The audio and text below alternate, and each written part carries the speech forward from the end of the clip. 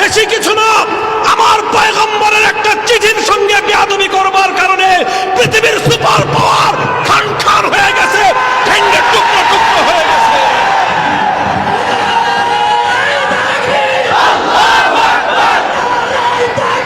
এটাই হলো আল্লাহর নবীর ইতিহাস। ইন্না শানি আকাহুয়াল আবতার। যারা নবীর নাম মুছে ফেলতে চায়, ইতিহাস বলে তাদের নাম পৃথিবীর ইতিহাস থেকে মুছে যায়। আমার নবীকে যারা সম্মান করে, আল্লাহ পাক রব্বুল আলামিন তাদের সম্মান বৃদ্ধি করে দেন। যারা নবীর সঙ্গে বেয়াদবি করে, আল্লাহর জমিনে অসংখ্য ইতিহাস রয়েছে।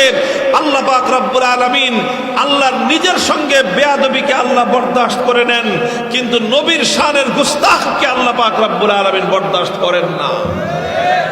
আল্লাহ রাসূল সাল্লাল্লাহু আলাইহি ওয়াসাল্লাম ইসলামের দাওয়াত দিয়ে চিঠি প্রেরণ করেছিলেন তৎকালীন সময়ের পৃথিবীর দুই সুপার পাওয়ার, হেরাকেলের কাছে আর হলো কিসরার কাছে।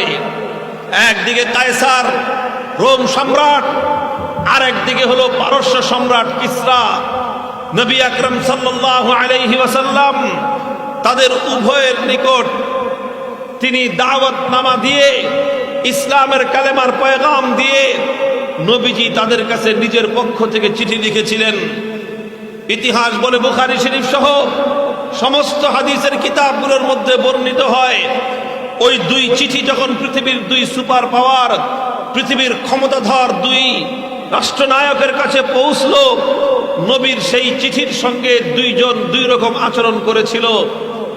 একজন আচরণ করেছিল আল্লাহর নবীর সেই চিঠিকে সে বুকের সঙ্গে জড়িয়ে ধরেছিল, সেই চিঠিকে সে নিজের চোখের মধ্যে মেখেছিল, সেই চিঠিকে সে চুম্বন করেছিল। সে আল্লাহর নবীর ভূয়সী প্রশংসা করে বলেছিল যে আমি যদি আজকে নবীর সামনে উপস্থিত থাকতাম, তাহলে নবীর পা ধুয়ে আমি সেই পানি নিজের মাথার মধ্যে গ্রহণ করতাম।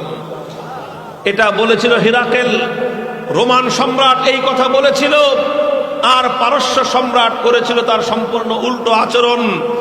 আল্লাহর নবীর চিঠি পাওয়ার সঙ্গে সঙ্গে এই দুরাচার বেয়াদব আল্লাহর নবীর চিঠির সঙ্গে গুস্তাখি করেছিল, বেয়াদবি করেছিল। নবীজির চিঠি সে টুকরো টুকরো করে ফেলেছিল। নবীজের চিঠি সে সম্মান না জানিয়ে আল্লাহর নবীর চিঠির সঙ্গে, নবীর পত্রের সঙ্গে সে বেয়াদবিমূলক আচরণ করে ওটাকে ছিন্ন ভিন্ন করে ফেলেছিল।